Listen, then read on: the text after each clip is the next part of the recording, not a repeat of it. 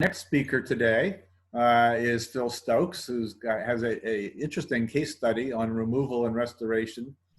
And so I'm going to give you a little quick background on Phil, and you'll see him switch this the slides that are up here now. He will be putting his slides up while I give a quick bio.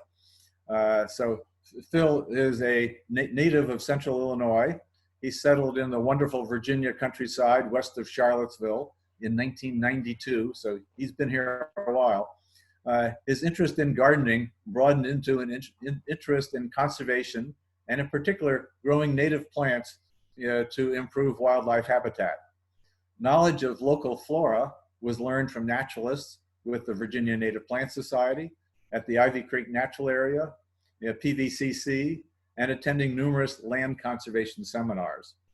Over many years of trial and error, he is making progress with invasive plant removal and the establishment of native plantings at his residence and tree farm acreage. Phil currently is a board member and treasurer and heads the Building and Grounds Committee at Charlottesville's Ivy Creek Natural Area. He serves on the Jefferson chapter board of the Virginia Native Plant Society, and he is an active member of the Charlottesville Area Tree Stewards. All in all, a terrific guy, participating in lots of great ways, doing lots of things, and I'm delighted to have Phil here with us today to talk about the work he's been doing.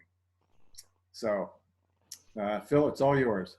Thank you, Rob. And I want to thank PRISM for inviting me to do this presentation, and all the attendees who are watching this online. I wish I could see your faces and hear you, but we'll get by with this. It's good to be doing something that I think is uplifting in these troubled times.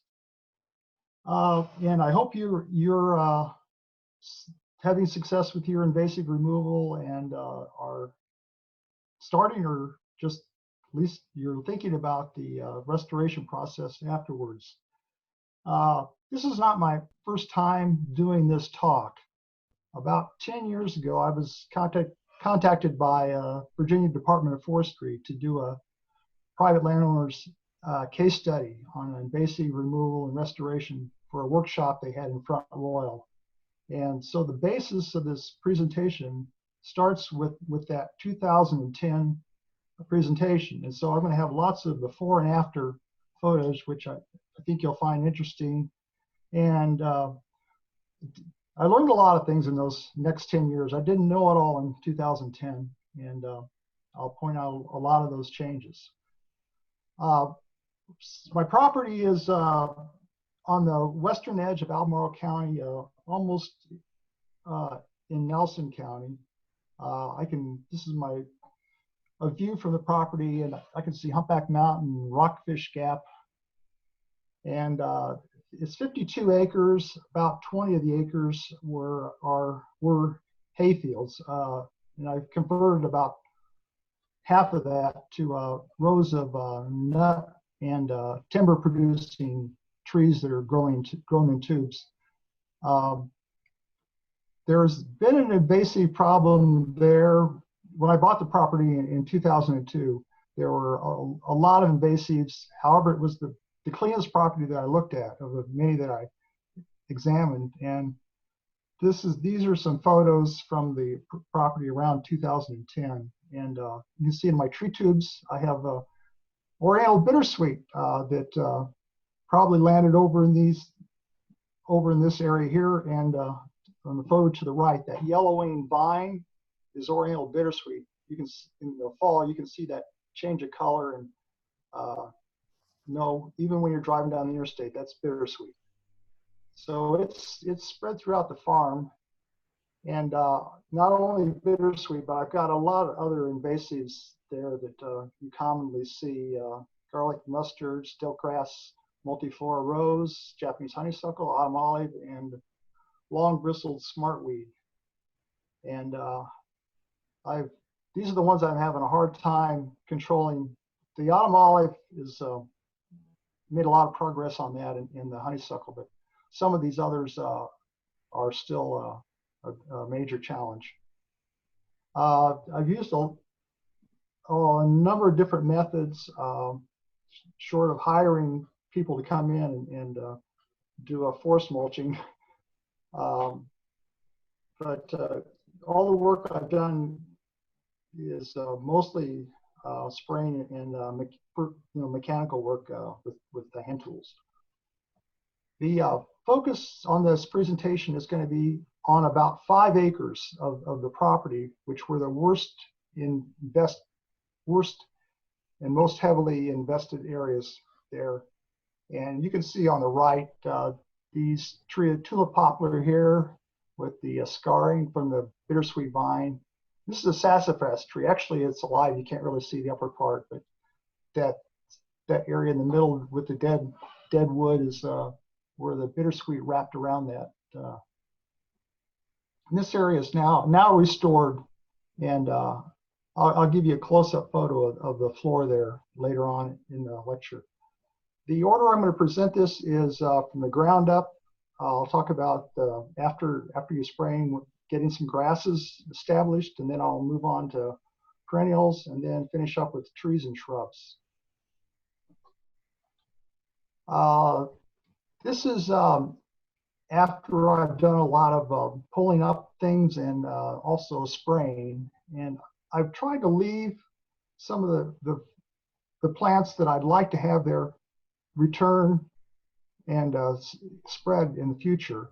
And some of the species that I really like is the spice bush. A lot of the sedges do really well in the woods.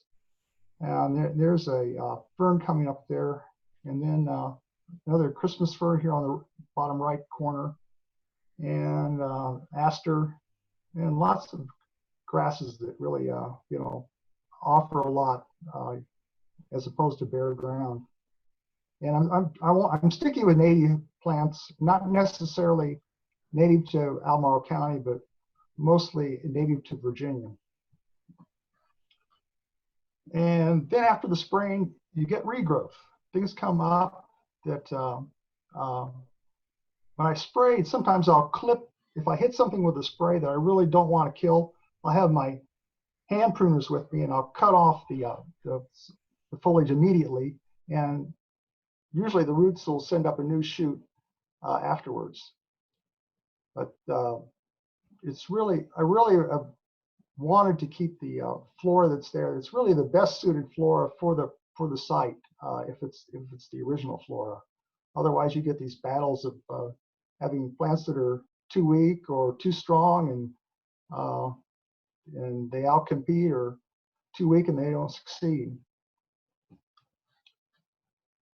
Then oftentimes I'll have to go back in and hand weed. I've got in this photo of bittersweet that has come up, and it's important to know the difference between the invasive plant and the plants you want to keep. And up here in the left-hand corner is a viburnum that is native to the area that I really would like to save, and that's black haw viburnum. And what I've got my fingers around is oriental bittersweet, and of course that's the one to pull up, and you'll know you've got it if it's got orange roots. It's a dead giveaway on that one. In some areas there wasn't anything to really salvage to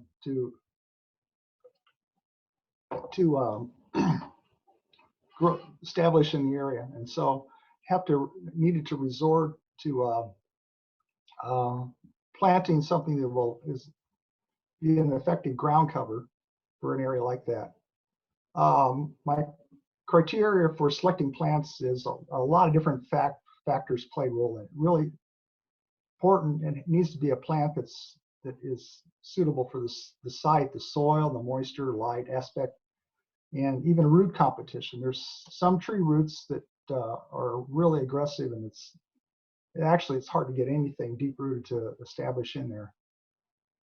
Then I wanted to get plants that would establish fairly quickly before the invasives could come back in, and plant close enough together that it's also going to prevent the invasives from coming in, and could shade out the invasives as well. Of course, I wanted diversity, and with diversity, you get a better habitat for wildlife. But some wildlife I don't really want to invite, particularly deer. And I really don't have any control methods for deer other than hunters in the fall.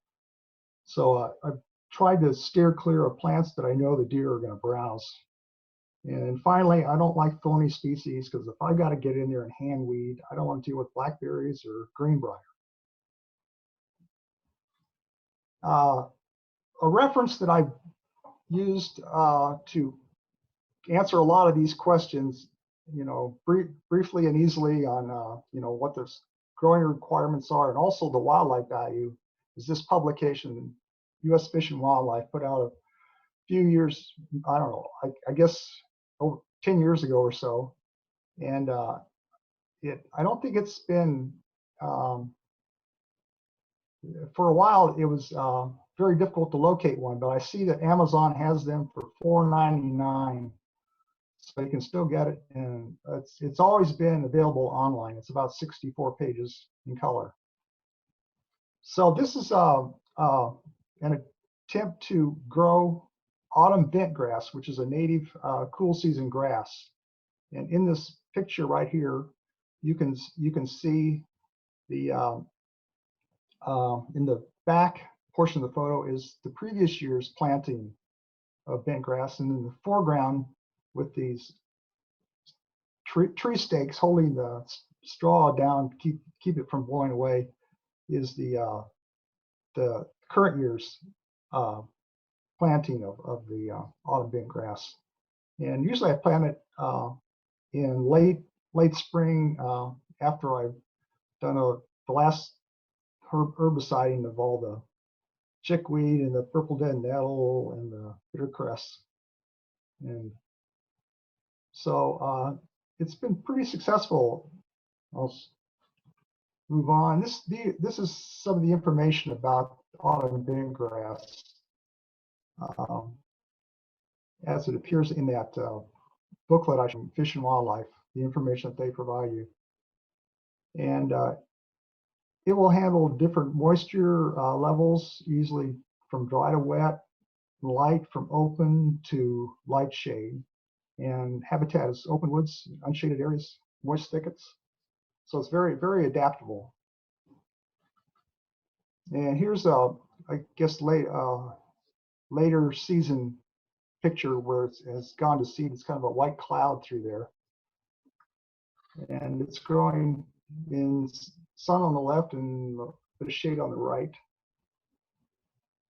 And produces a lot of seed, but I haven't really seen it spread into new areas. It's pretty much stayed just where it is. However, over time, it hasn't stayed this densely densely seeded as it was originally. And in it, I've gotten some other grasses to come in.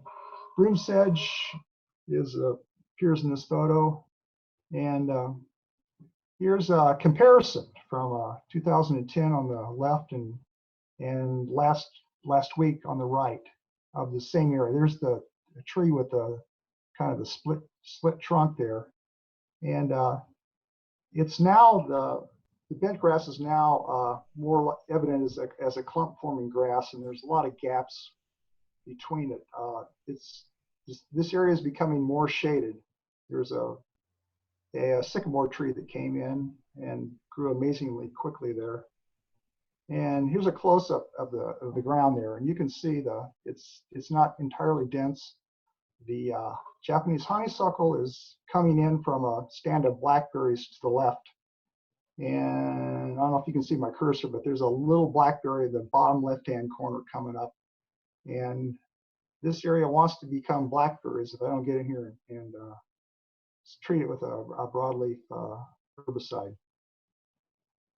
And there's other native grasses that seeded in there. Nimblewill was one of them, and broom sedge I think broom sedge and nimble both appear in this photo. Broom sedge is the one that's really the taller one. The nimble is kind of goes dormant early in the fall. Scott's turf people consider it a weed. Here's the information on the nimble. The nimble really, I don't know how it comes in, but I see it in my lawn at home, and I think it just likes low fertility and can outcompete things if it's not a very fertile situation. And I caught a rabbit nibbling on it, and I thought that was a great name for the grass and the rabbit. And it's really, thick in places where you've got the broom sedge. And the final grass, no, there's another grass that I planted is red fescue. It's often sold by turf people as no-mow grass for residential lawns.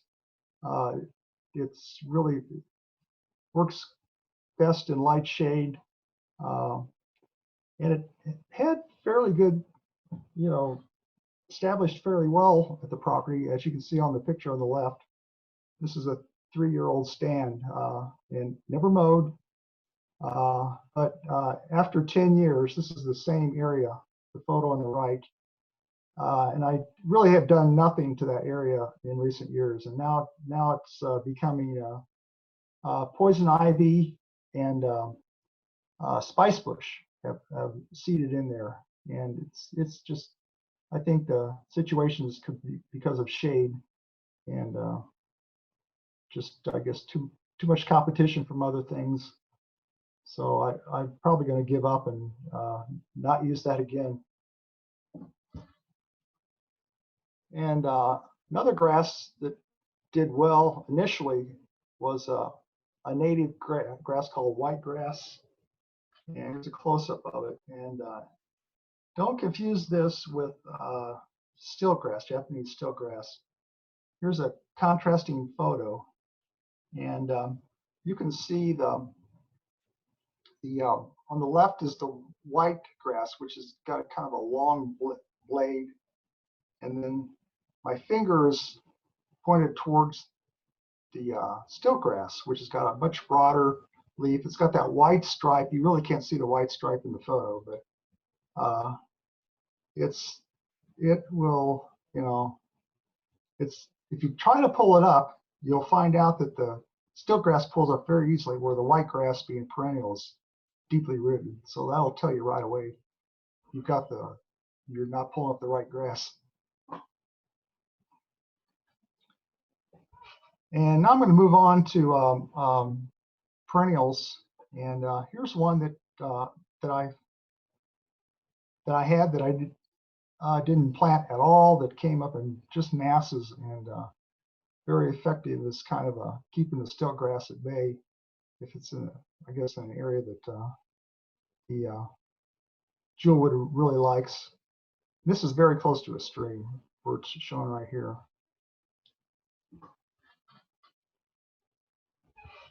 Okay, and then I this is moving on to other plants, wildflowers and ferns that I planted in the woodland setting. And this is 2010, an area that I have worked really hard on restoring. This is a summertime photo, and in the spring, this is a lot of ephemeral wildflowers in this area. And if you look on this tree right here, the scarred tree, that's a sassafras, and I'm going to focus in on this tulip poplar back here. It's got the split trunk, and we're going to take a close-up of the forest floor of that area 10 years later. In just one click of the slide. Okay, here we are. There's that sassafras there. It's alive, even though it's got that quirk in the trunk of it. In the background here is this tulip poplar where one of the leaders in the trunk broke off. And zoom in a little closer, and there's the tulip poplar. And you can start to see the species on the ground level there. And I don't know if you can see well enough that there are trilliums growing in there. So my next slide, I'll get you even closer. There's the tulip poplar. And I didn't plant this many trilliums. I only planted maybe 50 in this area, but they're spreading like the dickens. And to the right, you can see all the little coming up in trilliums. And I've heard it takes 7 years for the trillium to become mature where they're flowering. But this has been going on for, I don't know, probably over 5 years that I've got this reseeding happening. And here's another area where I did plant a sedum, stone crop sedum, which is not your typical sedum that likes sun and dry. This one likes shade and wet, or not real wet, but average moisture. Sedum ternatum, or wild stone crop, and it's also spread widely. I'm not sure how it spreads, but I'm starting to wonder if I really should have planted it, because it really likes this area. And there's more than one kind of trillium that I planted. The previous slide was Toadshade, and also I planted a large flower trillium, grandiflorum, in here, which has the white flower and is a little bigger than the toadshade. And the toadshade's done much better. Actually, toadshade naturally occur in Albemarle County, but the grandiflorum doesn't. But if you get up in the mountains, I think you'll find it in Nelson or other counties along the Blue Ridge higher elevations. Also, I planted trout lily, and it's really spread by I believe it's by seed. I don't think the little bulblets can expand underground. And then in this Christmas ferns were there. Also, I've got a phlox that has come in, a native phlox, wild blue phlox, and it's spreading from other places. There is a clump of it on a stream bank nearby that may account for its appearance in the other side of the stream. Now, I haven't had as much success planting under red maple trees, big red maple trees, which these two trees here in the back of the photo are. The dense root systems have limited the type of vegetation that will grow there. There is I believe this is hay-scented fern that can handle that situation, but not much else other than grasses have come into that area. So I wouldn't advise, planting maples or beech trees if you're trying to get lots of wildflowers.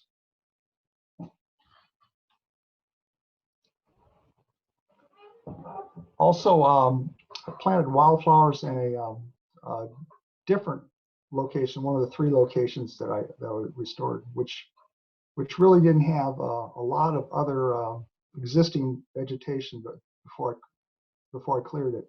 And so I'm getting a lot of the pure stands in there of wildflowers. And the Virginia bluebells and Dutchman breeches both have done quite well. And also the trout lily is in this one photo, and it's now growing in the trail. And so I'll probably be digging that up and putting it in the plant sale before it goes dormant. And the bluebells I've totally lost my pathway through here from all the spraying of the bluebells. If you've got a kind of This is good alluvial soil, not in an area that's flooded, but just above the floodplain where I planted these.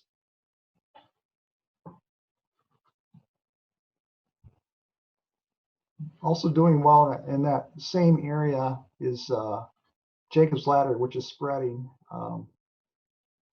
to completely cover this ground underneath a bottle brush buckeye. That's this strange looking large leaf plants with these clusters. I think they're 5 leaves, buckeye.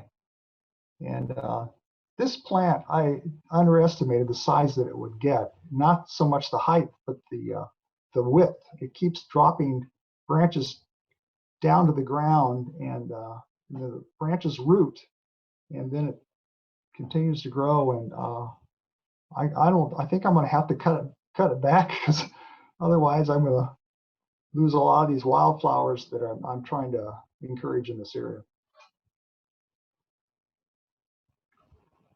What naturally occurs in some of my low areas is hay-scented fern. This is all a natural stand, and I haven't done any invasive removal in here at all. This is such a, I don't know what if it's toxic to other plants, or they just isn't a soil that they can root into that's available from the root systems of this.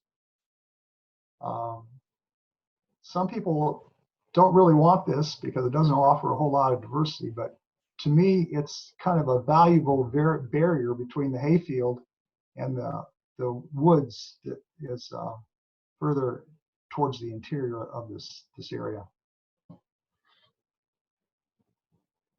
And hay-scented fern, also, I also tried planting it from a bare root stock that I've got a supplier that sells it 100 at a time, and works out to 40 cents a piece. But it takes about 3 years for it to get to be this big. It starts out pretty meek and small initially.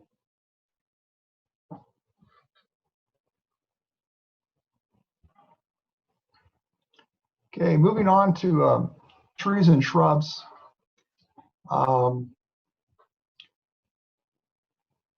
I've ordered it different ways. I'm kind of a cheapskate on buying these things because I buy a lot of them, and so I tend to buy the smallest size plants that are bare root or plugs. Some species I couldn't find a supplier for, and I had to get them in containers. If you do plant with containers, I would advise you not to leave that potting soil attached to the roots when you plant it. Shake that potting soil off, because it will dry out a lot quicker than your loam or your clay will dry out, and you'll have to do a lot of watering if you leave that potting soil in place when you plant. Of course, the spring and fall are the best times to plant, because you're not going to have to water as much, and plants aren't stressed out nearly as much. Fall is probably the better of the two times, because the roots actually do grow in the winter, and will be a lot better able to withstand the next summer than the spring planted one. Mulching, I don't really do this unless it's in an area that really gets baked by the sun. And it's too much work to go back and try to fix it, but maybe as a small plant, a really small one, it would be a good idea. Mark it with surveyor tape or something, otherwise you're going to lose it. And if you go into an area and you say, well, it's time to spray the invasives, you don't want to spray your plants that you've spent money to put in. And some of these woody plants, the deer do like that I plant, but I found if I keep them in the cage until they develop more fully where there's interior branches the deer can't reach, then the plant will survive the deer browse. I have used tubes, but it really does shade the plant in a woodland situation. And I prefer to use a cage instead.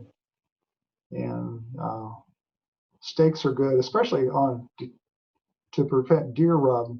Sometimes I'll just put stakes around a shrub or tree.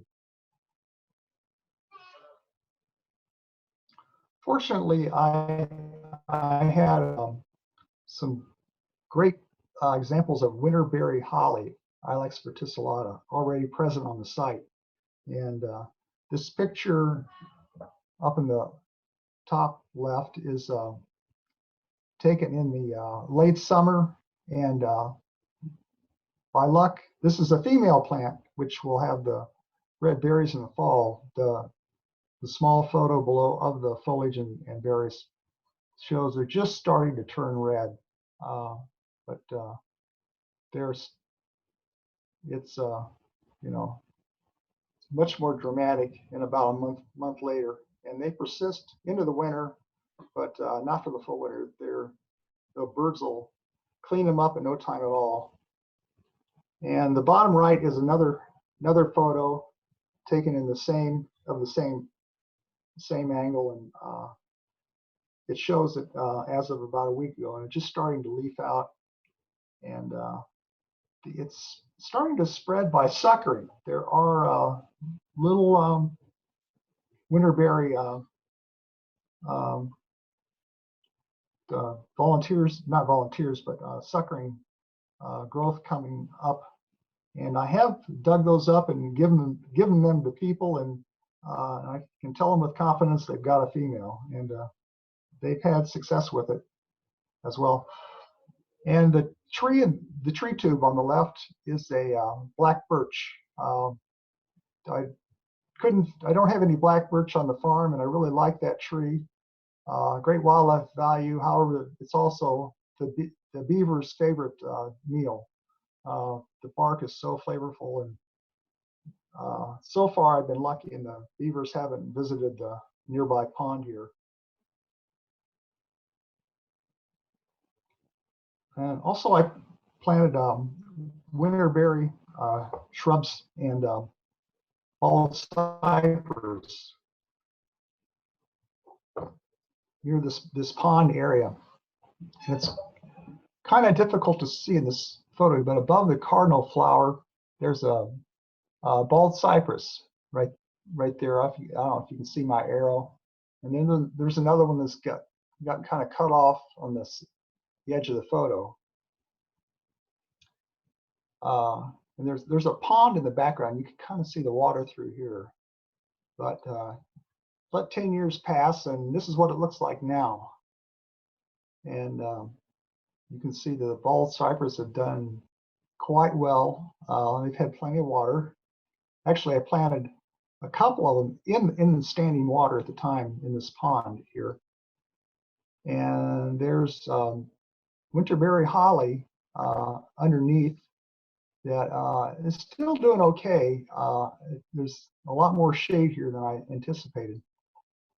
And in the photo to the lower right, I'm starting to get cypress knees coming up in this area, which is pretty interesting, unless you're running the lawnmower to keep the trail open. It's a little bit of a problem.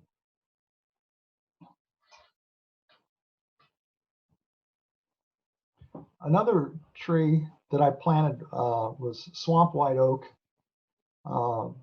Because I put the pond in, the water table changed in this area, and so I lost a lot of your regular white oaks here, Quercus alba. So I started planting the swamp white oaks, and this one was just a little seedling when I grew it in the tube, and it has just shot straight up, and in just a matter of, I don't know, probably half dozen years.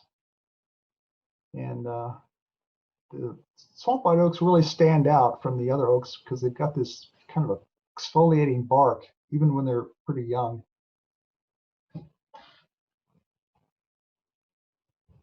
And a tree that you commonly see in the woods that is very interesting, just from the bark or the shape of the tree trunks, is hornbeam or musclewood. And if you look on this photo on the left, you can kind of see how it's a very irregular shape to the trunk. And also, it's got this kind of a ribbing or bulging out that looks kind of like muscles.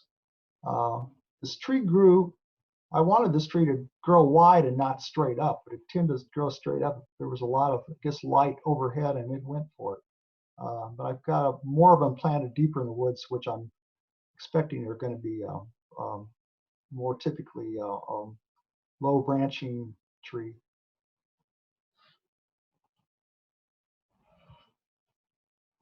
And another shrub.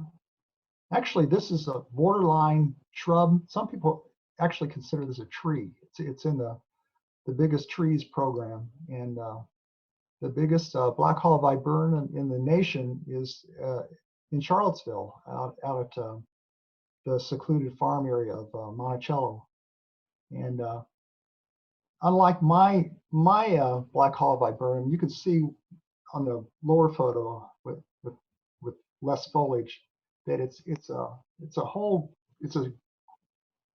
suckering shrub that sends out roots and new growth, and it keeps spreading that way. But if you go to the secluded farm, black hollow viburnum, it was in a farmer's field, and the farmer kept mowing around it, so you didn't get all this suckering stuff, and so the center leader really got to be extremely large. It's a very, very valuable wildlife plant, and this was not taken at the tree farm. This is taken in my backyard where I live in the Ivy area.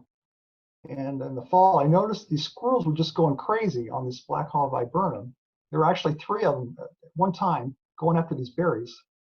And so I had to, after I went out there, I pulled off one of these berries and I took a bite on it to see, it was really an exceptional delight, as these squirrels thought. And yes, it is. It turns out it's edible, and it has this kind of a sweet flavor and could be made into jams and jellies. Unfortunately, if you got a shaded situation, you're not going to get much flowering or berries. Some other viburnums that are more of a densely branched type are arrowwood, which I planted, and also naked witherrod, viburnum nudum. And this shows when they were in 2010, a few years after I planted them. The viburnum nudum is here in the foreground lower right, and the arrowwoods are the taller, denser ones in the background. The deer sometimes browse these, but they've gotten to the point where they're not threatened by the deer anymore. And so let's move time forward 10 years. And this is that same cluster of viburnums. However, I'm looking at from the viburnum nudum in right here, the witherrod, through the witherrod, and it's probably well over 6 feet tall, maybe 8 feet tall now, and multiple branching and doing quite well. This is a moist, evenly moist, well-drained area. You hear that wording a lot, but that's really what they want. They don't want to be dried out. And the bottom right-hand corner shows the flowering of this viburnum. And an interesting shrub that is off the radar screen for most people, never heard of this before, is American bladdernut. And I looked in the Atlas of Virginia, Digital Atlas of Virginia Flora, and this occurs in most every county in Virginia. It grows in kind of damp places, in shaded, damp shaded places. And right here, this is early morning, and there is a big tree nearby. It does get shaded for most of the day. Yeah, this is sun from the east. The afternoon sun's much more. It's not a problem for this, and this will sucker. And I planted one of these at Ivy Creek probably 10 years ago, in front of the education building behind the stone wall, and it's about 6 feet tall now, and it is forming a thicket. And I have dug up a few of them there because I don't want it to entirely take over the area. Here's a close-up of the foliage. Good name for it, trifolia. These leaves of 3, although kind of does look like poison ivy, but with these straight stems, no way could it be poison ivy. And bottom right-hand corner is the actual bladder nut. It's kind of like a papery balloon, and you can shake and hear the seeds rattle around inside. It doesn't carry a very high wildlife rating, but it's got a lot of interest in the fact that it's going to form a thicket that I'm not going to have an invasive problem with is good news to me.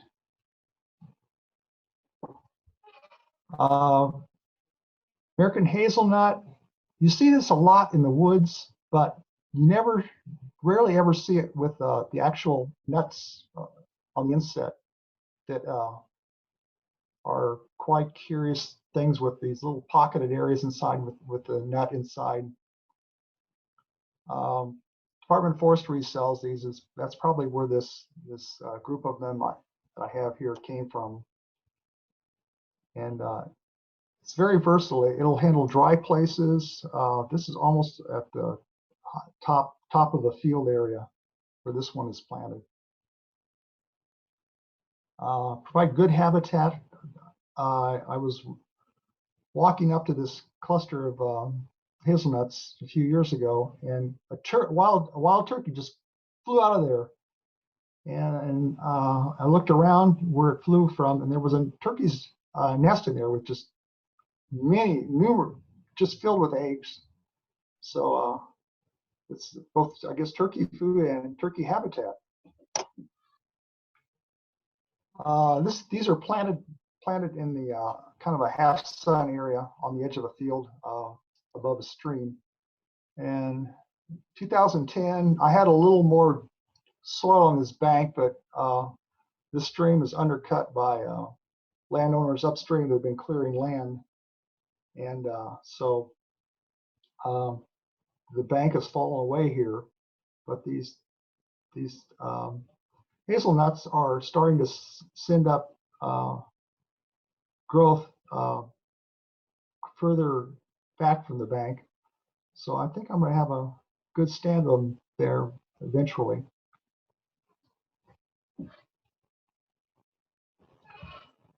A really common shrub that you probably won't have to plant, although I know the Tree Stewards plant sale and the Native Plant Science plant sale sell the dickens out of this stuff. It's very, very easy to grow, very easy to plant and move.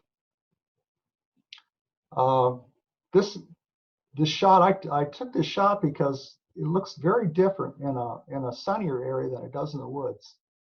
And in the woods, it's kind of really lanky and not heavily leaved out. But here it is, and probably you get a little better berry production if you have the female. And I think this is my last shrub here that I've got pictured. Native to Virginia, but just in the southeast corner of Virginia. Kind of I guess a swamp area plant. Dog hobble, also called coast coast, Lakothawi, and it's evergreen, and that's one of the reasons I wanted to put it in, planted it there, and it's done quite well. Even in the shade as an evergreen, it's grows well. It's flowering right now, and when I went up to take pictures of it, one of these groups of it, 3 sparrows just flew out of there. So it does have some wildlife value as a place for protection. Okay, so to wrap things up, I try to save as much as of your existing native flora as you can when you remove invasives or spray. Yeah, leave some clumps of things, even though if you have to hand weed around them, so that it'll be a seed source that can help repopulate your areas that you cleared. Large barren areas, you're going to have to plant something that will establish quickly. And as I said, the present species are probably the best suited for your site. You can use that as a guide if you're going to be buying more plant material to fill in your space.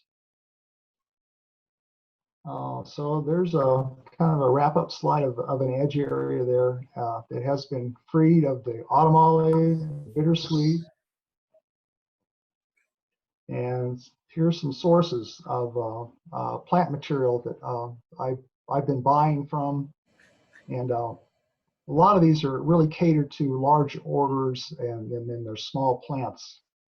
But sometimes they'll take an order if you spend like at least $200. Yeah, but that'll buy a lot of seedlings or plugs or bare roots. So I'm going to stop the presentation, and we can move on to questions. So Phil, you answered the first question just now, which was from Liba, which was where do you buy your plants from? There's also the native plant sales from various organizations as well. Any others that come to mind? Of course, that's not happening at the moment, but they're hoping to reschedule that till October. Right. There are some new growers in the area of native plants, and there is one grower that's starting that is providing trays of things where you get maybe 25 or 50 in a tray. It's I believe it's called Twin Leaves. Sarah Pritchard has that business. Wintergreen does sell natives, of course. Probably fairly unknown is Conservation Services over in Waynesboro, which is, they really cater to wetland restoration, and they've got very good prices on bare root shrubs and trees. I think they really rely on people buying tree tubes as well as the trees they sell. Mm. Which brings us on to the next question, which was from Diane, and she was asking about the tree tubes, and she can see their use for the protection and visibility in the landscape, but she's wondering how the seedlings get enough light. The tree tubes are really not a good idea in a shady situation, and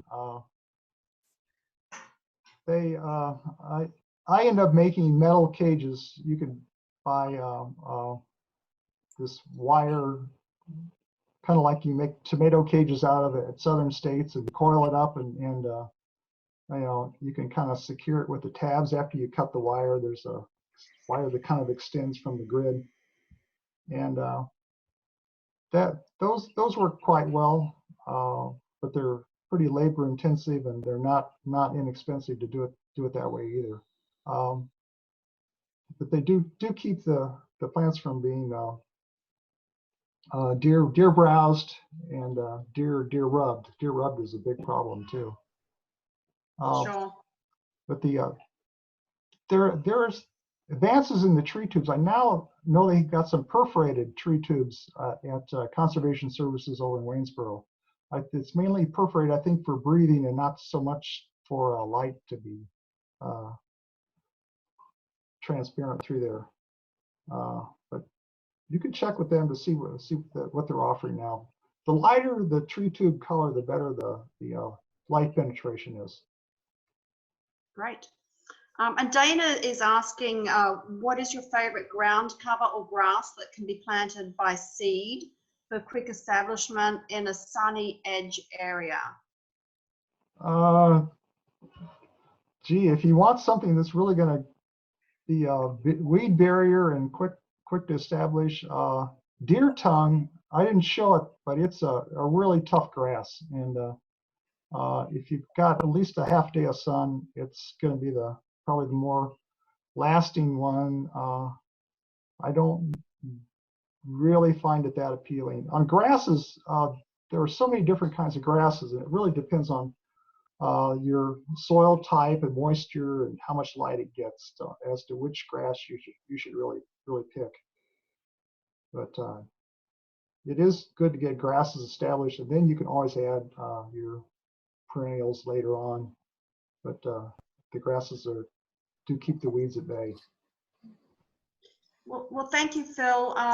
We will move on to Jim next, and Ashton's going to give a introduction there.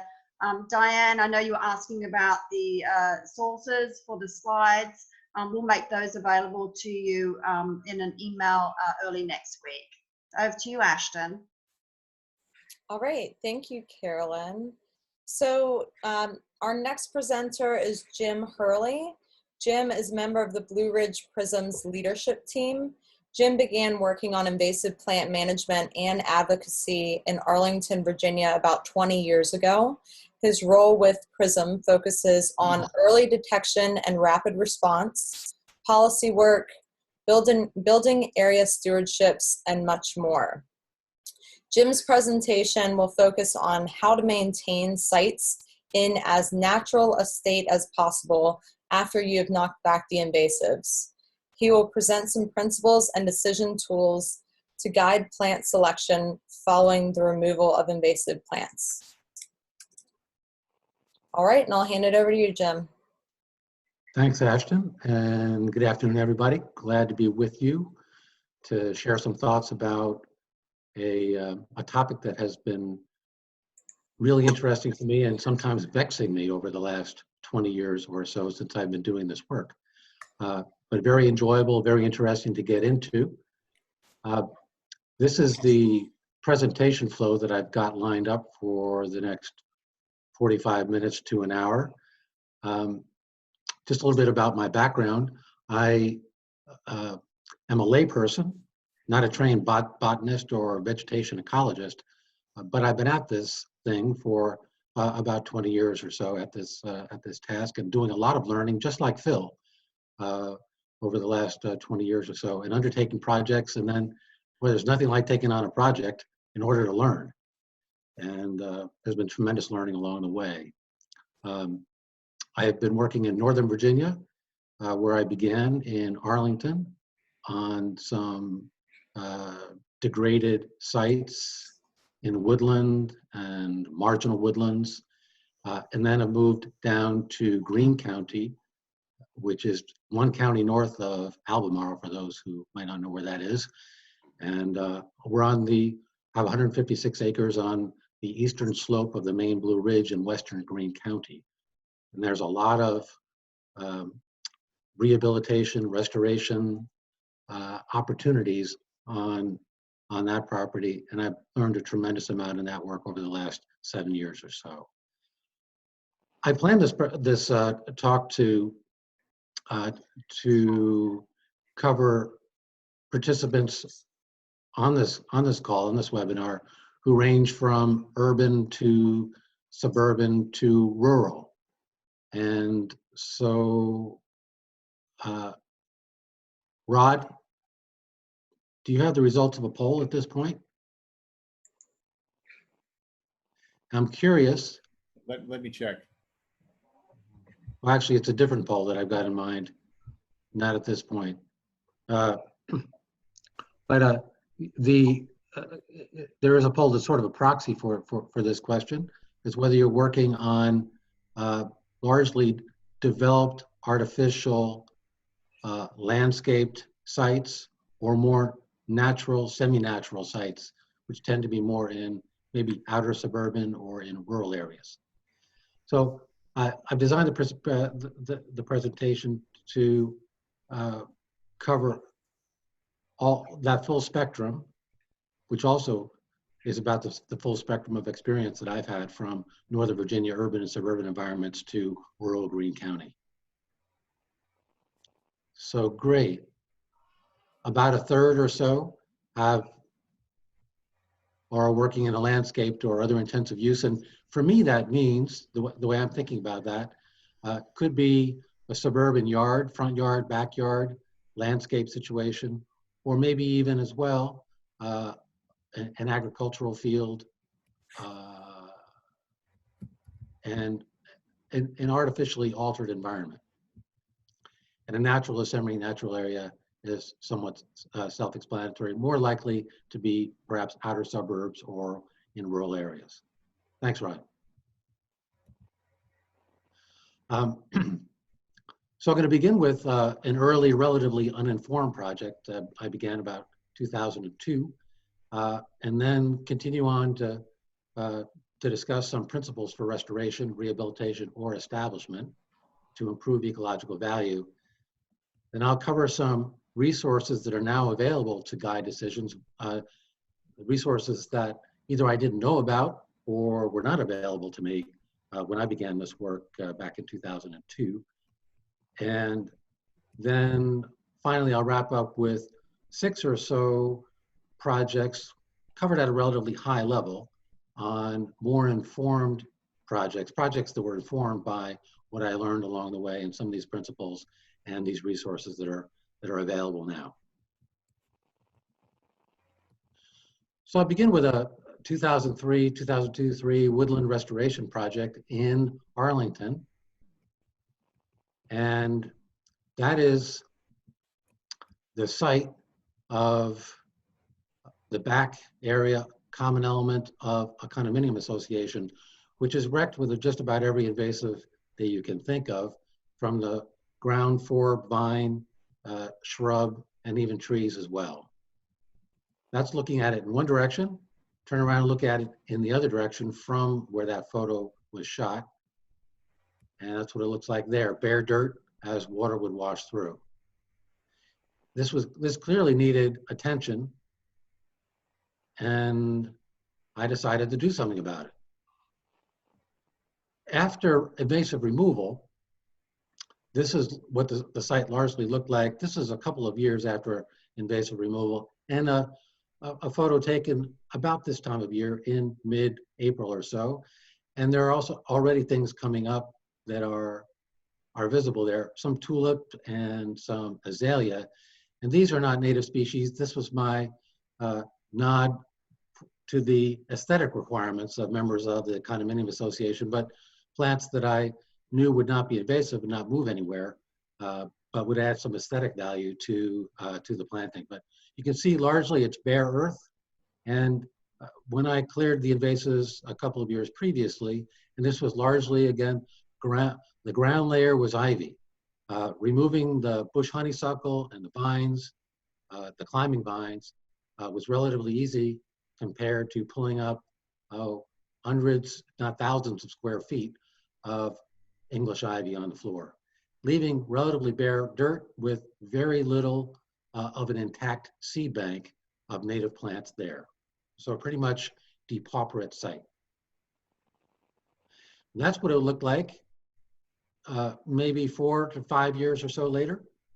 An attractive woodland garden with a rain garden planted towards the right, where that denuded soil was just several years previously, with an array of rain garden plants, and fairly landscape with Virginia creeper, and that also proceeded along the berm of the rain garden, and about 80 or so species of plants planted in there.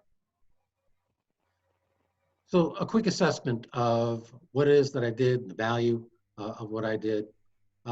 This is a common urban-suburban scene, and it can be, you can see it all around urban and suburban areas, on roadsides and backyards, hill slopes, and presents a nice ecological improvement opportunity.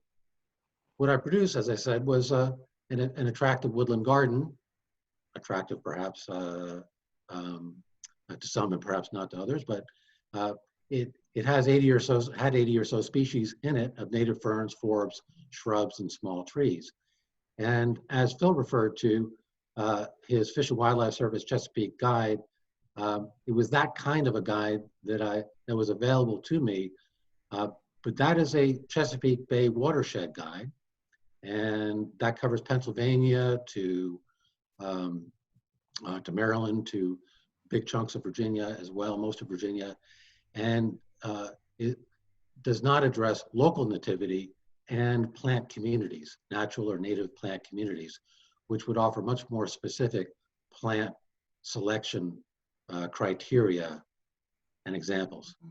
So it ended up being an attractive collection of plants in an effective woodland garden. I wouldn't call it a natural area, but rather a garden.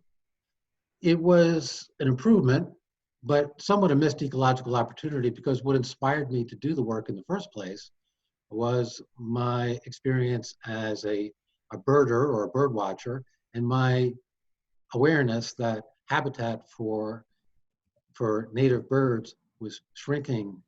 This was very well known in the 90s, and that populations of native birds were shrinking and declining as a result of habitat loss.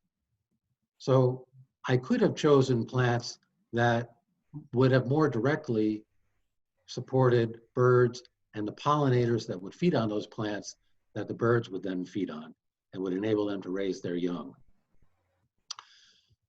I wish I'd known more about that at the time, but I didn't, and now I do.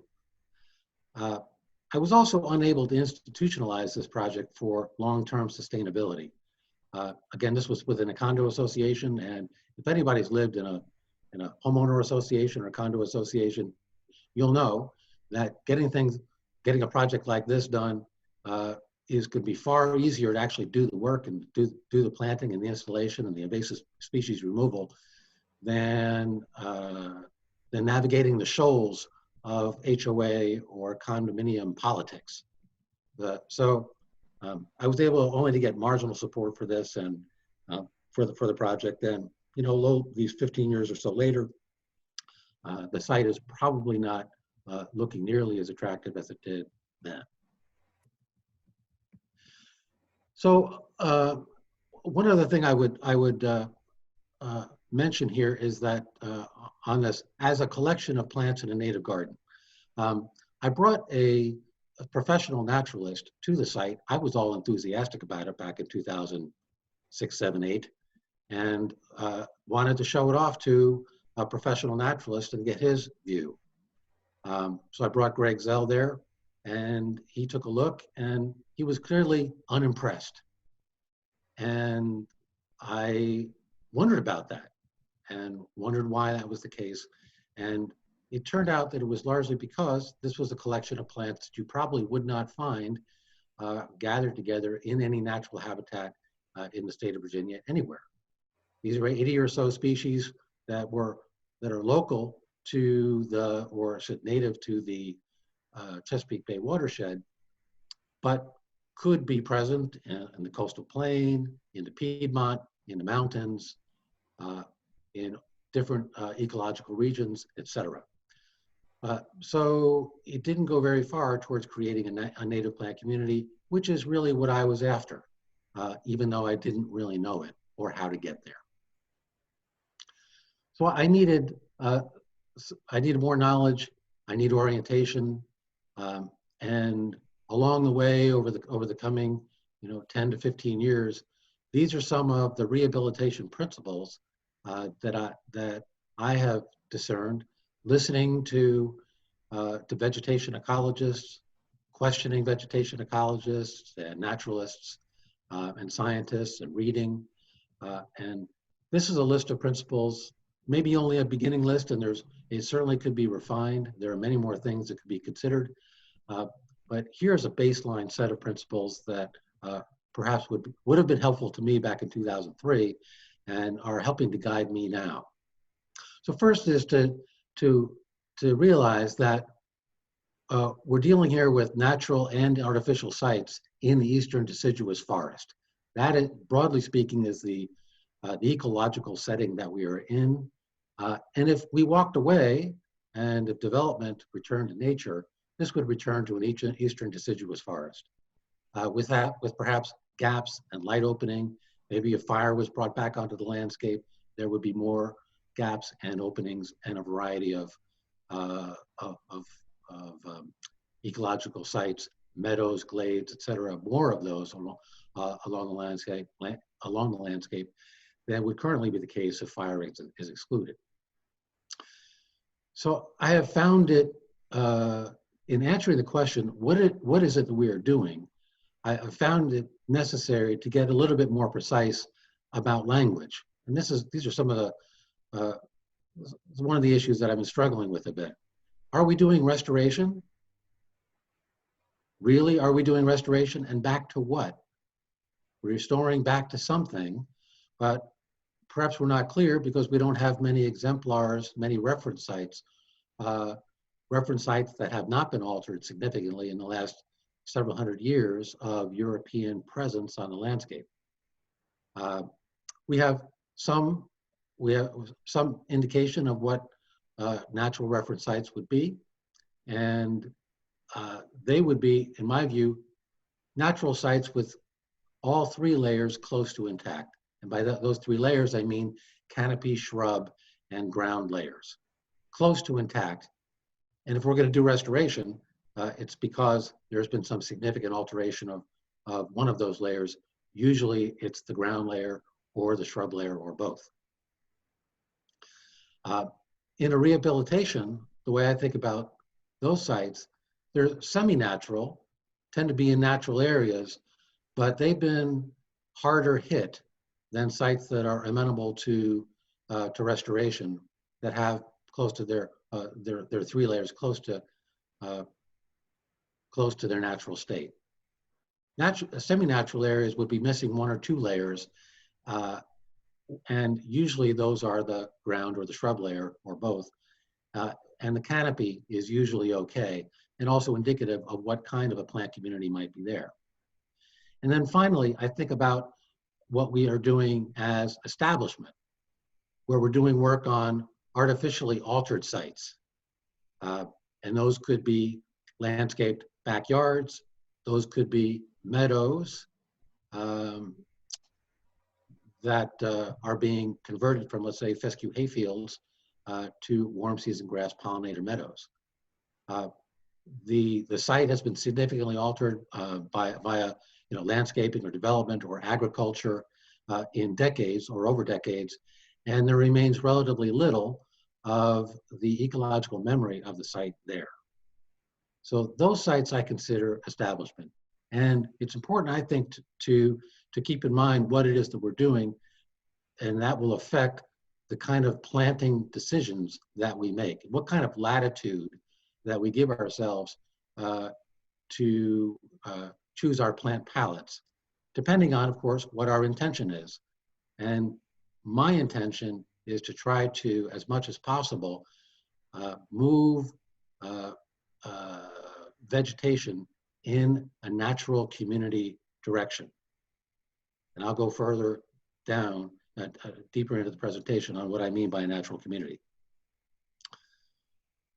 We want to do no harm, and that means respecting the sites and local proximate right around us, the ecology and flora, including the hidden seed bank, and Phil referred to that earlier as well.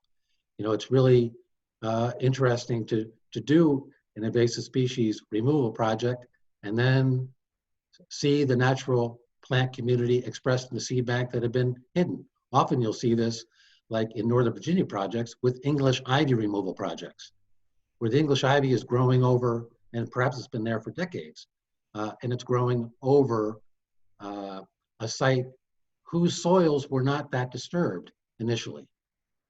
When the English ivy was planted, perhaps for landscaping or to hold the soil, whatever purposes, or it's escaped and just grown and taken over. So take out the English ivy and what do you get? You get toothwort, you get bloodroot, you get mayapple. This is a very common scene in Northern Virginia sites where English ivy is removed.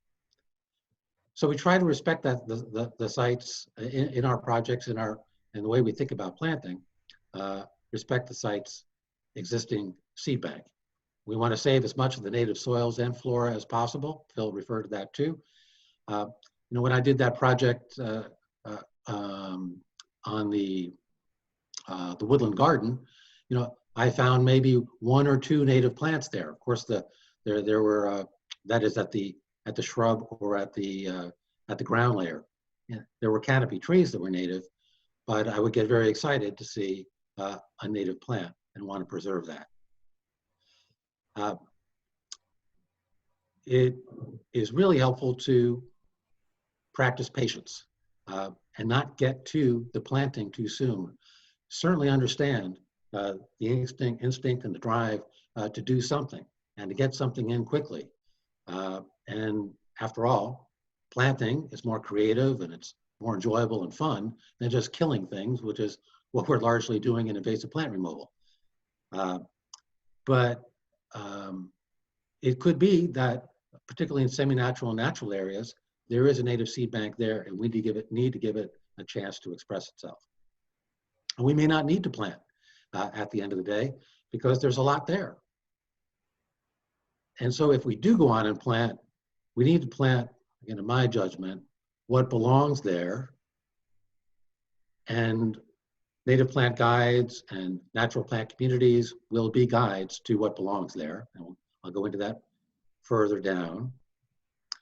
But particularly on artificial sites, while regional and native natural plant community guides can be and should be very helpful to our plant decision choices, we can also choose to pursue larger ecological objectives.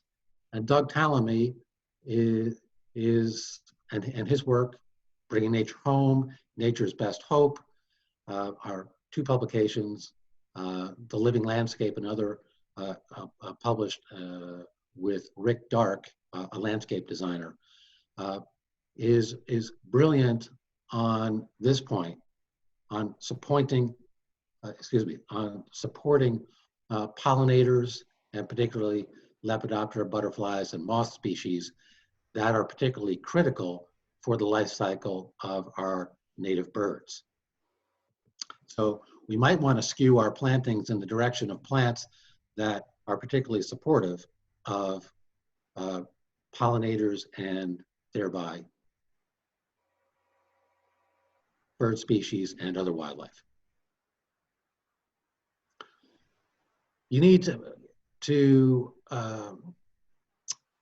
in the realm of patience again, thoroughly control the invasives before doing any planting. Some invasive seed banks can last years, and I've been working on Japanese stiltgrass, for example, for up to 6 years at this point. And while it is has been completely knocked back and I would consider it completely under control along dozens of acres in our Greene County property, it's still there remnant, and it still needs monitoring and ongoing weeding, whether that's with herbicide or mechanically or physically pulling it. So at some point, you might make the assessment that you can have confidence that you and your plantings can handle the remnant seed bank.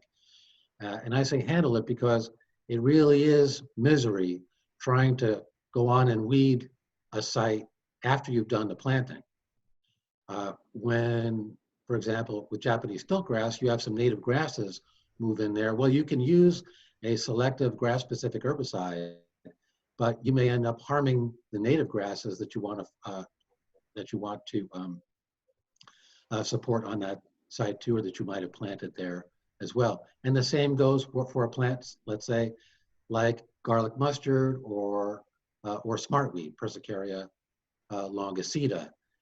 Those two plants are somewhat ubiquitous in certain sites.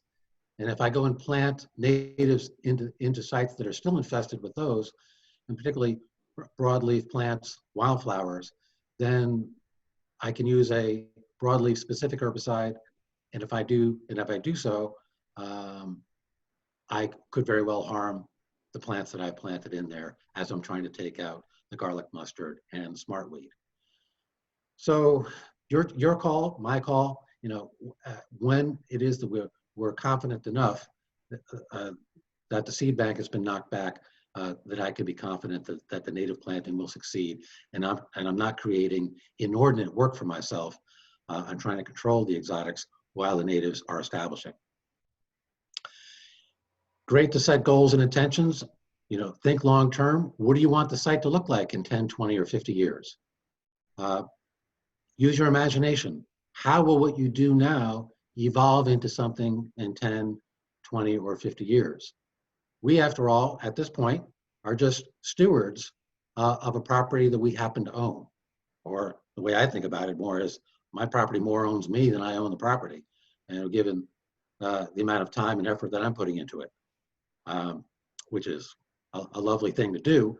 But I'm also thinking about, where this thing is going to be, where this site is going to be in 10, 20, and 50 years. I'm thinking about the next landowner and making it easy for that landowner to continue on with the work that I've done, or to have to do a lot less of the work than I've done up to this point, particularly around invasive plant control. And my intention would be as well to try as best as possible to establish some natural communities there that need as little maintenance as possible, that a subsequent landowner can pick up and manage with relatively little effort or cost. We need to remember again that we're in the eastern deciduous forest, and if we do nothing on a particular site, if it's a meadow or it's a glade that we've worked on for, let's say, a number of years now, it's going to revert to that, to an eastern deciduous forest, unless an intervention is made in the meantime. So how am I laying the foundations for what in the future this site is going to be? I can decide as well whether I want a fixed succession at a particular stage. A meadow is the first succession habitat. Usually followed, in a natural area, would have followed fire or clearing, and a strong intervention into the forest to change the vegetation.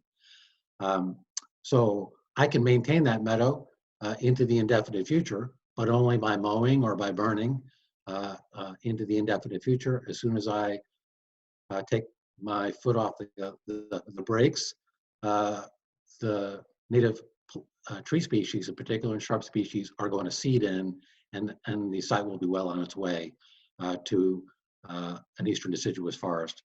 And it'll look that way, and go through transformations over the next 10, 20 to 50 years. So do I want a fixed succession at a particular stage? And what would that stage be?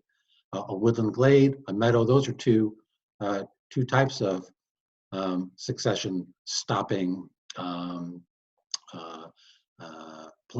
plantings or settings that I might head towards.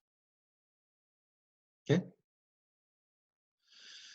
My planning approach should also reflect where the site is on the artificial to the natural state continuum. Artificial site, on the other end, a natural site, a continuum. Somewhere along that continuum, the site that I'm working on is going to be located. So I've alluded to that before. On artificial sites, again, sites that have been significantly altered by agriculture or landscaping or development, I am going to use a relatively coarse filter on plant selection. That means in selecting my plants, allowing more plants in. And I might be comfortable using a physiographic regional plant list. Using that at a minimum, then we could zoom back out and go to the Chesapeake Bay watershed planting list compiled by the Fish and Wildlife Service. We could use that. I think it would. We can do a little bit better than that, and begin, since the materials have been and the resources have been developed for us, begin with the physiographic region, and draw plants from there. I mentioned as well supporting pollinators and the bird species that rely on them by planting, perhaps in an over-representative way, high-value genera. Quercus, Prunus, Asclepias, Solidago, and Symbioticum. Quercus is oaks, Prunus are cherries and others. Asclepias would be the, why am I, just got a blank there. Solidago being and Symbioticum being asters, Solidago goldenrods, and Asclepias, oh my goodness, somebody else supply that for me, species. But these are species that are particularly valuable for pollinators, and support them and turn butterfly eggs into larvae, into caterpillars, and then into butterflies and moths. Looking for milkweed. Thank you, Rod. Yes, a senior moment for a moment. So consider those, and particularly in backyards and perhaps in meadows as well, the planting of those types of species to support pollinators. On natural sites, I want to use a finer filter on plant selection. I'll use the Natural Heritage, the Division of Natural Heritage, Natural Plant Communities information. I'll show you that later. And I'll use the Virginia Digital Atlas, which I'll show you later too, which provides information on all species present, all native plant species, and exotic plant species too, in the state of Virginia, down to their presence in a particular county. I think I'm going to skip over rehabilitation sites and woodland edges. Maybe we'll use that for, I'll cover those topics at another presentation. So to take a dive into some of the planting guide resources that are now available that I didn't have access to 17, 18, 19 years ago. First, I point to the resources put together by the Department of Conservation and Recreation and the Virginia Native Plant Society, their physiographic province and habitat plant guides. They produce 5 of them, and here they are: coastal plain native plants, Piedmont native plants, and mountain native plants. And then in addition, grasslands native plants and riparian native plants. So these are really beautiful, well-produced guides. Here's an example of a mountain region guide. This is the facing page that looks similar for all of the 5 guides. And then you go and get into the planting lists, provides lists of herbs, vines, small trees, medium-sized trees, full-size trees, etc. Probably 150 to 200 plants per physiographic region, and for riparian areas, etc. And you can see dots on the right-hand side of each of these plants for uses, light, and moisture.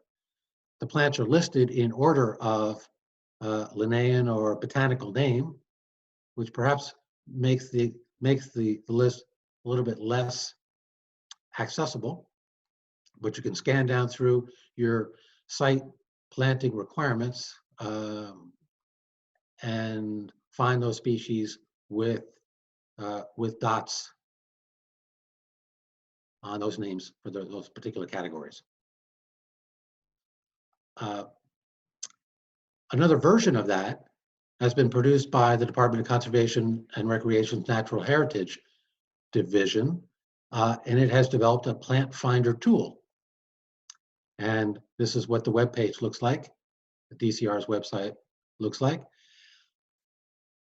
This is their native plant finder, where you fill in a bunch of information into these fields, which include region and plant type, uses, light, moisture, maximum height, species, types of species, and plants for pollinators, if those are your concerns, and it'll generate a list for you. So in other words, it will boil down those regional plant guides into discrete lists based on the characters of the plants that you're looking to plant. And here's an example of a list that I generated for, and you can see the descriptors up towards the top. Habitat, small trees and shrubs, maximum height of 30 inches. Uses, conservation, region in the Piedmont, partial sun and moderate moisture. And I was only able to show on this slide a partial list, but there are 7 or 8 plants, and there was perhaps another dozen or more of shrubs, generated by the, and small trees generated by this finder.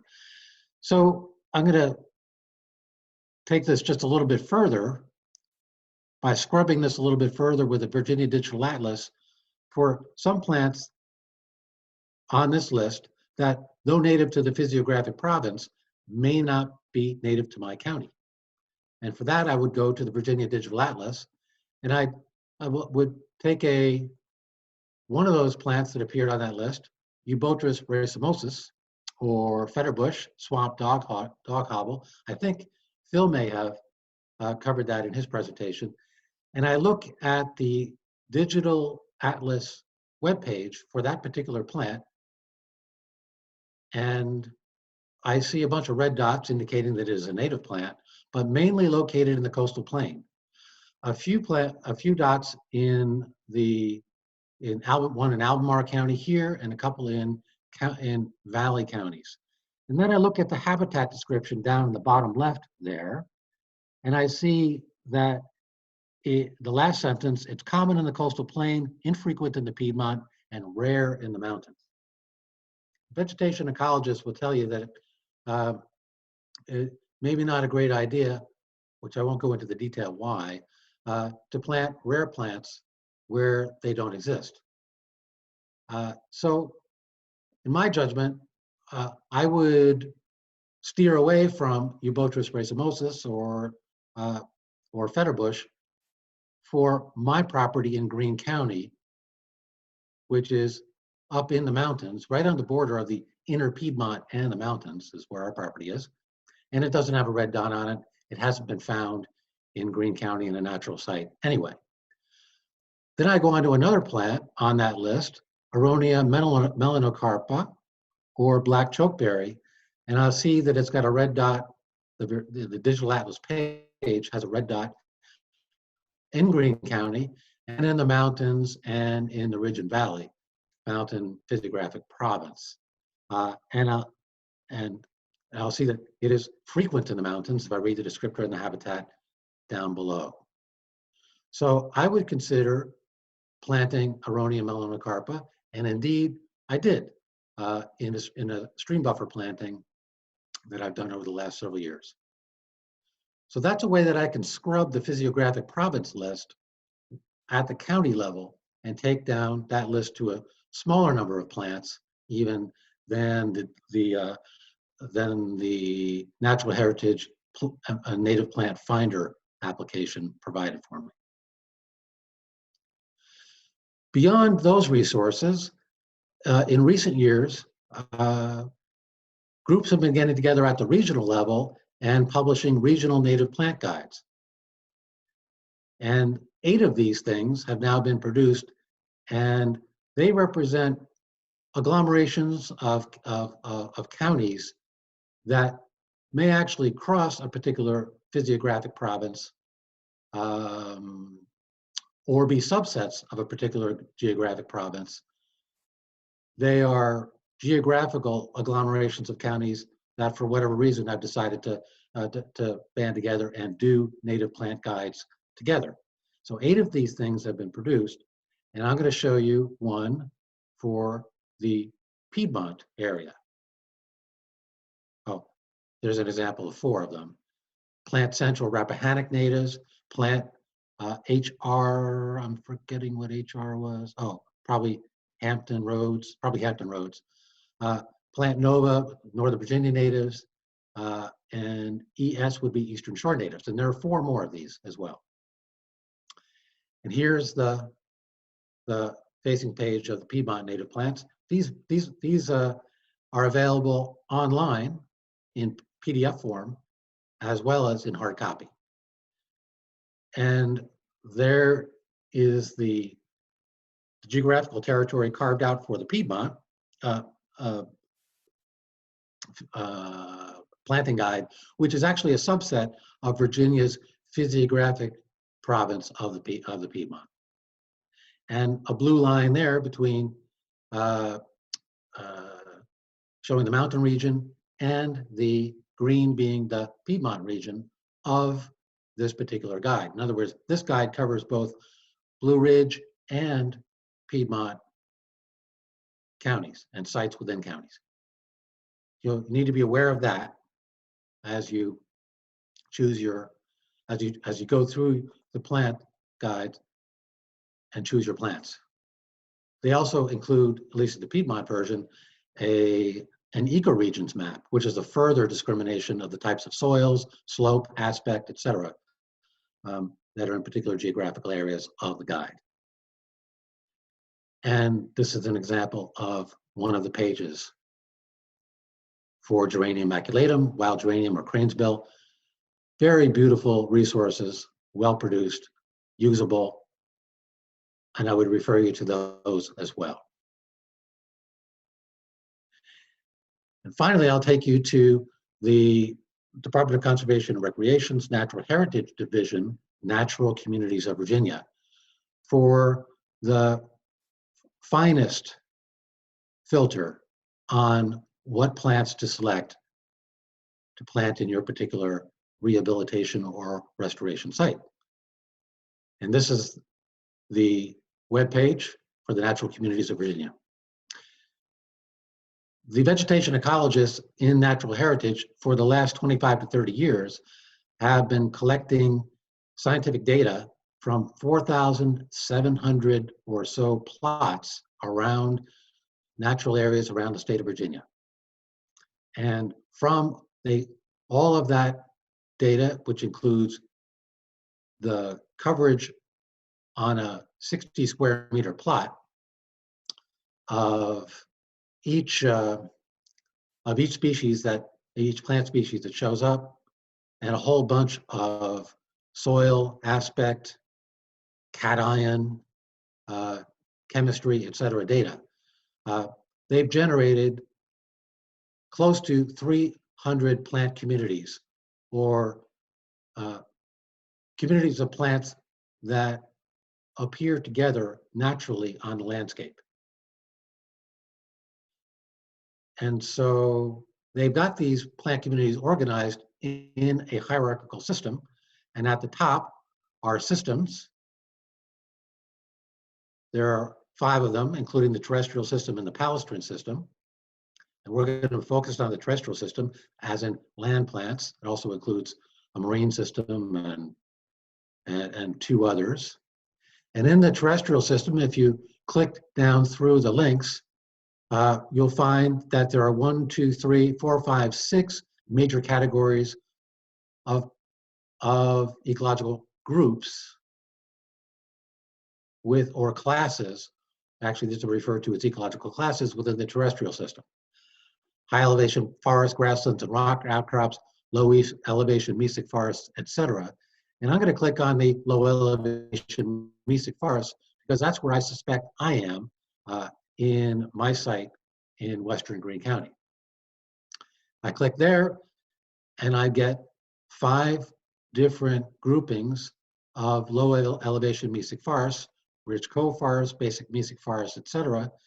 And I'm going to click on basic mesic forest, which I suspect would name the kind of forest that are, or some of the kinds of forests that are on my property.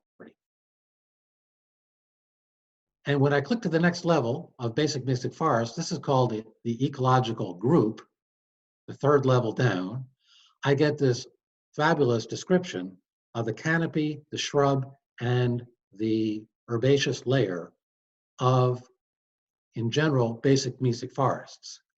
The next layer down in the organization of these plant communities is the plant community itself. You could consider the basic mesic forest to be the sort of the genus of plant communities, and then the actual plant community itself to be an actual species of, in this case, the basic mesic forest. So the basic mesic forest exists, or I should say the description of the basic mesic forest exists at the group level. And I get this wonderful description of all these trees, shrubs, and herbaceous layer species. And if I read through this list, I will start recognizing, if I know my plants on my property, I'll start recognizing my property, because most of what I would be reading here is descriptive of the species that are present in my forest, or in some of my forests, because I actually have 5 different plant communities in my 110, 120 acres of forest on 156 acres in total. One of them is a basic mesic forest. So I move on through and get the full description of basic mesic forest in general. Note this phrase at the last sentence of this paragraph: the extent and viability of basic mesic forest has been much reduced by repeated logging and invasive introduced weeds. Message there to me is, if I want to preserve basic mesic forest in the landscape, I can do my part by taking out invasive introduced weeds and perhaps reducing logging, or maybe not doing any logging at all. So finally, I get down to the individual plant community level, and there turn out to be 5 or 6 different species of basic mesic forest. And the one that I know that I've got, because of where I'm located geographically, is an Inner Piedmont Lower Blue Ridge basic mesic forest. And if I click on this particular link, that CEGL code, or the United States National Vegetation Code, I will get a very thorough description of the plants that are commonly resident in a basic mesic forest. So what does that mean? Go back to that. What does that mean for my plant selection? I can use that list of plants to choose plants that are not present in my forest. Now, I've got a relatively depauperate forest, as many of our forests are, because they have been grazed, used for agriculture, or timbered intensively over decades, and some of our native seed bank has been lost. And there are fewer species there than could be there. We don't know that they were there, but they could have been there. And the natural plant community description is a hint of what could be there. And if I want to plant into my basic mesic forest, that's the set of plants that I want to choose from to give myself the best chance of trying to reproduce a native plant community least affected by development, and try to bring back that native plant community. And that's my intention. And that's the finest filter that I might want to put on it. On the other hand, there is another level of filter, and that is to go back to the Virginia Digital Atlas, because even this Inner Piedmont Lower Blue Ridge basic mesic forest covers a lot of counties in Virginia, and not all of the plants that are even common members of this particular plant community are resident in Greene County. So I might want to choose a particular plant that is from this list here, and then go to the Virginia Digital Atlas and see whether that plant is resident in Greene County. And then I might choose to introduce it into my basic forest if I want to boost the number of species in my forest. So that's getting pretty fine-tuned. And for those of you in who on this webinar who are in a backyard setting, suburban, urban, backyard, front yard, landscape setting, you know, this might have been a little bit too much detail, but I want to give everybody a sense of the resources that are out there, and you might really be interested in pursuing some of this more detailed knowledge on the eastern deciduous forest and its native plant communities as guides for what you might want to plant, you know, even in your landscape settings, if you're going to take back some of those landscapes and renaturalize them. These are guides to do so. So I want to step through really quickly now some projects which were now informed by some of the learning that I just ran through. Native plant guides, as well as the principles that I covered earlier. So first will be a native meadow establishment in Northern Virginia, in Arlington, right here, by the way, along 4 Mile Run. Here's 395 running through Arlington. So this is South Arlington. And this is what the site looked like. It was a marginal woodland between backyards and a roadway, about 40 feet wide and 100 feet long, 100 yards long. And this is just a mess of English ivy, Japanese honeysuckle, euonymus, English ivy, many other things, bush honeysuckle. That's what it looked like after 2 months of woody species removal, what was left on the ground, mostly invasive vines. And that's what it looked like 2 years later. In the fall, and you could see a lot of white flowering fall aster overrepresented in a fall picture there, and goldenrod. And that's what it looked like, let's say, midsummer, with an array of elemus grasses, bottlebrush and Virginia wild rye, goldenrod here. These are bottlebrush and Virginia wild rye, and there are many more herbaceous species in the background from the other direction. Turned into a beautiful native meadow. And here are some of the principles applied. Again, this was an artificial site. So again, that would govern my plant choices. It was fill dirt over granite, of all things, and concrete chunks this was an infill site in this stream valley. The former floodplain of the former Lucky Run, which I rechristened Unlucky Ditch, because that's all that was left after 60 years, 70 years of development. It was county owned. So my goals on this site were to help promote pollinators. I wanted it to be aesthetically pleasing, and I wanted it to be low maintenance as well, because, you know, county parks organizations have difficulty taking a handoff of a site that they don't have the resources to maintain into the indefinite future when the enthusiastic naturalists such as myself go away. And guess what? I went away. I moved to green. Who's going to take care of this thing into the future? So I wanted to make this as low maintenance as possible to give it the best chance that somebody might maintain it, even the county, with a very small investment of time on an annual basis. So what we did was thorough removal of invasives, took 6 months, leaving some remnant, you know, aster and goldenrod that was already there. And then I secured the guidance of a vegetation ecologist, Rod Simmons, from the city of Alexandria, intimately familiar with the vegetation of Northern Virginia. And he was my guide to the seed collection of species that would have belonged in a streamside meadow community.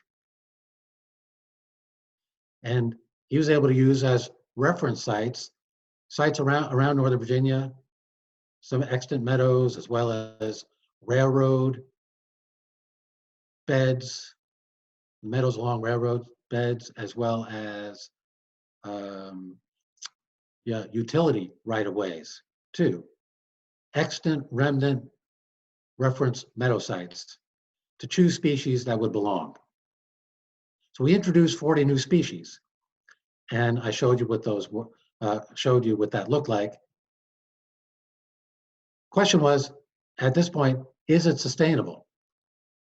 There was tremendous pollinator activity there during the several years of its initial establishment, and I had the county participating in its maintenance, and it only took maybe 3 or 4 hours of sort of brush cutting in late March to trim the vegetation down and prepare for the current year's growth, and then some annual weeding of remnant invasives as well as those that we're seeding in. Maybe a day's worth of work total. When I go back by that site these days, I'm seeing the progressive degradation of that site, as the county has not been able to keep up with it, even to devote a day to 2 days worth of work on an annual basis. I'm talking about person days, maybe one person there to do those couple of tasks. So likely in time, give it another 30 or 40, 50 years, it's going to look just like what I started from. Very likely, unless intervention is made. I did another suburban woodland restoration, again on the condominium property, and the site was about 5 acres, and these were a woodland strip, largely linear. You know, could have been anywhere from 10 to 30 yards wide by good half a mile or so long. And it was infested with bush honeysuckle, largely, and English ivy, and a number of other things. So here you're looking at bush honeysuckle over English ivy. And that's what it looked like a year later. And that was a year later in the spring. This is a year later in the fall with a leaf cover. Here's the steep hill slope before, after English ivy removed. Before and a year later. This was a semi-natural site with good trees, but it lacked a shrub and herb layers, a very depauperate 5 acres. So I would call this a rehabilitation rather than a restoration, because so much was missing. I found a fringe tree, a couple viburnum prunifoliums, a few vaccinium or blueberry species, and a lot of canopy and shrub poison ivy. And amazingly, I found a Cornus amomum grove in the middle of this section, where it would belong, with kind of a drainage area, and that's I think it's called red twig dogwood or silky dogwood, and it grows particularly in riparian areas. So these plants were a hint of what might have been there 70, 80 years ago before intensive development. So as a rehabilitation opportunity, all I could hope to do there, at least initially, was to remove the invasives. And I alluded before to the political vagaries of a condominium association, and it was the best that I could do to get a budget just to remove the invasives, no less do anything about planting thereafter. But if I had been able to, wanted to replant, because English ivy and bush honeysuckle are relatively easy to control, it was certainly plantable with some monitoring of remnant invasives within a year. And I would have selected woodland grasses, a few forbs, and a few shrub species, you know, all from a common oak, acidic oak hickory forest species, because this is what this plant community would have typed out as, an acidic oak hickory forest, which is very common in Arlington County, and there are a number of reference sites in other stream valleys feeding 4 Mile Run in Arlington County. You know, most notably Long Branch, which has some very good stands of intact acidic oak hickory forest and the native plants that would belong there. So that's what I would have done. Didn't get to do it because I moved on and moved down here to Greene County.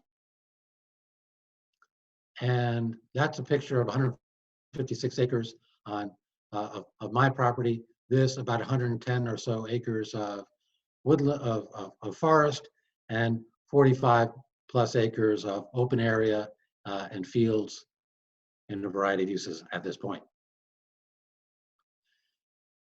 Here's a stiltgrass glade restoration. And I'm going to use the word restoration here because this is a site that largely had all 3 layers intact, even though you wouldn't know by looking at the amazing infestation of stiltgrass here, a carpet of it. But there's an intact tree layer, shrub layer, and it turned out underneath a forb layer. So that's what it looked like back in 2014 in summer. This is what it looked like yesterday. Of course, this is April. You wouldn't expect to see the stiltgrass up, but you'll have to take it on faith that if I took this photo in July, this is largely what the vegetation is going to look like. There will be more of it on the ground, but there will be little to no, just a few plants of stiltgrass around. That's what it looks like coming from the other direction. And this is a relative close-up showing some of the natives that were present in the seed bank. This is black cohosh, Actea racemosa, and there's a lot of violet and woodland agrimony and grass species, native grass species, bottlebrush grass, Liersia virginica or Phil's whitegrass that he referred to is in here too. There are dozens of native species in here. That's a further close-up of the species that are there. So remove the stiltgrass, and this is what you get in a relatively intact site where the soils still retain their ecological memory, for all the stiltgrass infestation that was there. So this was in a natural setting with a past history of timbering and grazing. And this is what was there in the infestation, currently virtually weed-free, with ongoing work each year further diminishing the weed pressure. But at this point, virtually weed-free. And my goal here was restoration by facilitating natural regeneration. So I really don't need to add anything unless I'm particularly enthusiastic, let's say, about a particular plant species or two that is a member of this natural heritage plant community, but it turns out to be missing. So the question remains, should I introduce everything else or anything else? That remains an ongoing conversation between Susan and myself, Susan being very enthusiastic about trillium, for example. But if I go down through all of the plots in that were the components of the diagnosis of a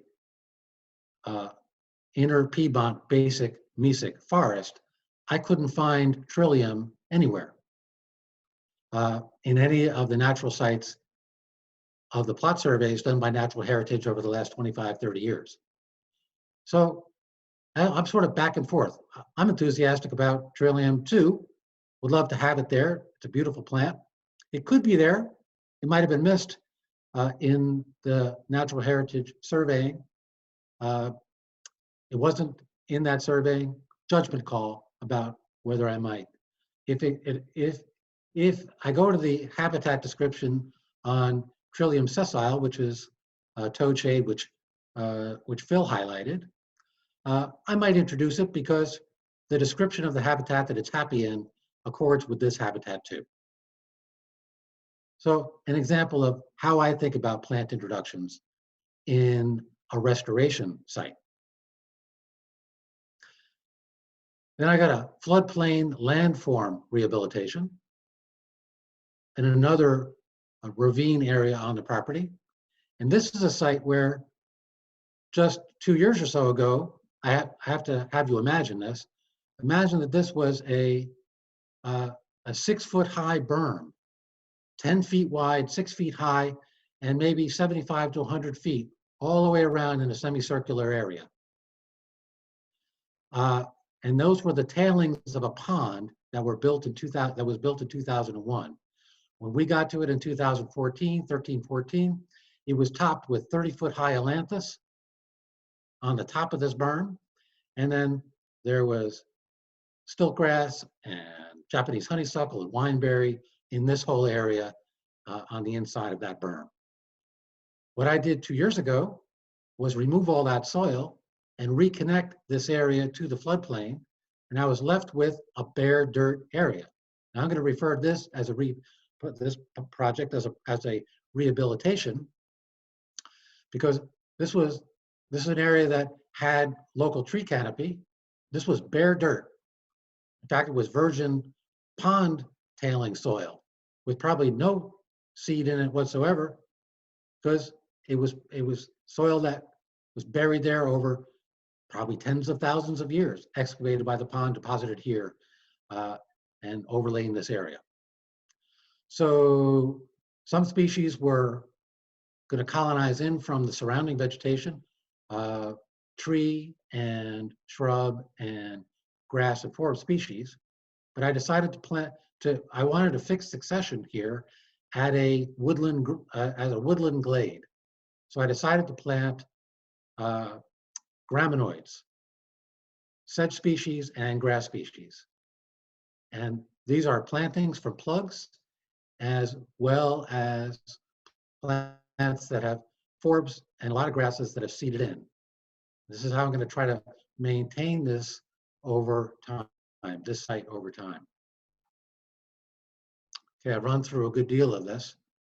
And again, I just want to highlight that in my plant selection here, I am deciding to fix this site at a particular successional stage as a woodland glade, and is an artificially altered site with the pond tailings dumped on there and then removed.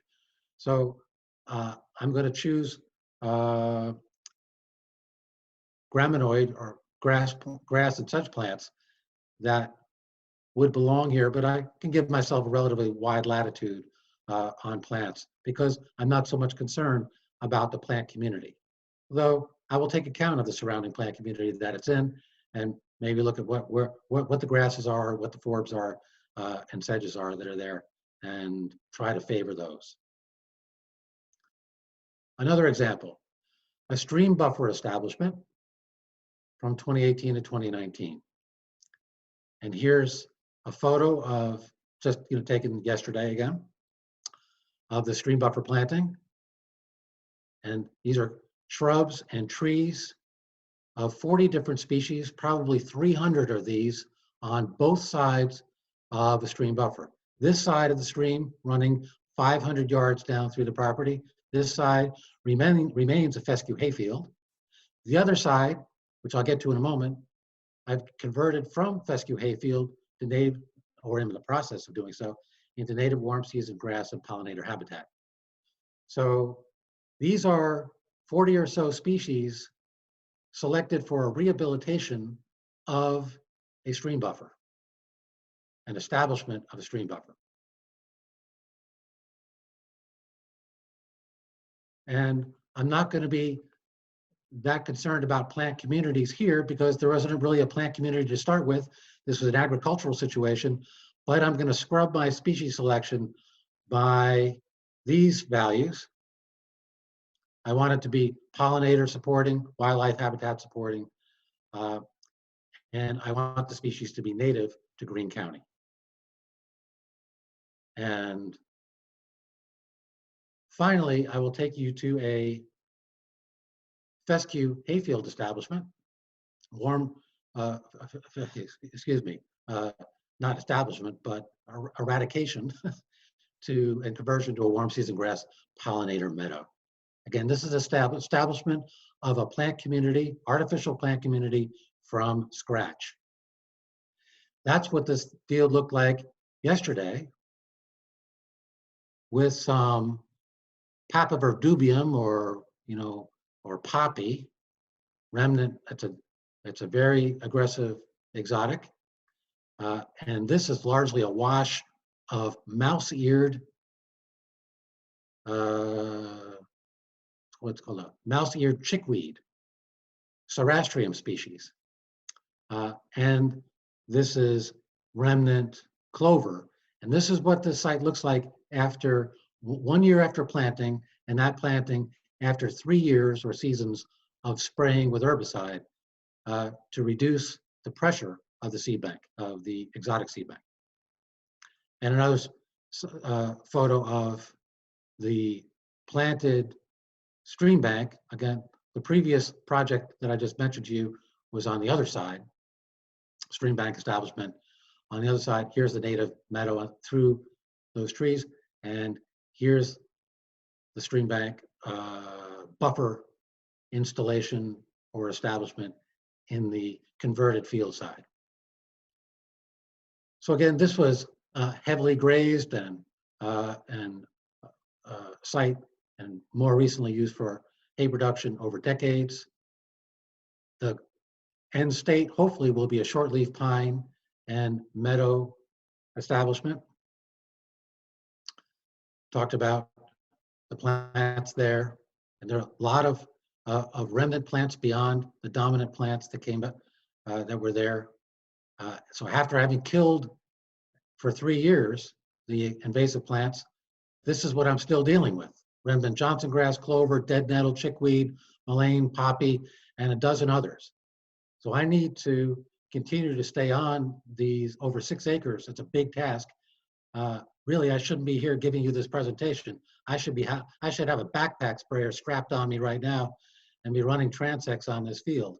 And that's what I'm going to be doing tomorrow and for the next week or so, trying to knock out not so much these species, these couple in particular, that are winter weeds, but some of the structurally altering species, such as mullein and clover, Johnson grass, and some others. I also discovered last year, only 2 months after the planting, the emergence of horse nettle and ground cherry. And I was initially alarmed, but then learned just how valuable those are for wildlife and for pollinators, and decided just to leave them.